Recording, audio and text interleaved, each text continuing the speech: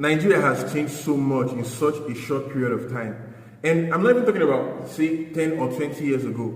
I'm talking about just a couple of years ago, right?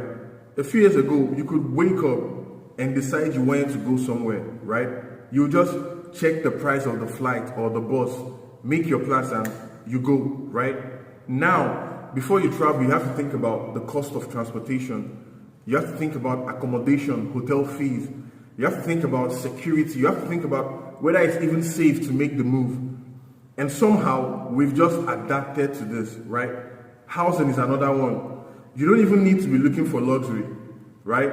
You just want a decent place to live. A normal one bedroom or a mini flat in a good environment in this Lagos, right, would cost you 1.5, 1.7, 2 million, even more in some places. And we are talking about a country where the average person is already struggling with food, transportation, electricity, healthcare, like literally everything. And the crazy thing is, we keep adapting, right?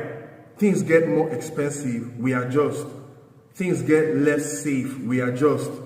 Things that used to be considered outrageous become normal. And it's really scary, to be honest, because human beings are very good at adapting to bad conditions. So good that sometimes we stop noticing that the conditions are actually bad and we start calling survival resilience. We start calling suffering normal, right? We start calling things we shouldn't have to endure just the way things are. And I'm not saying this to say Nigeria was ever perfect. No, it wasn't. But the speed at which our standard of living has changed in such a short period of time, it's crazy to say the least, you know? And I just wonder, how far can things deteriorate before we stop adapting, right?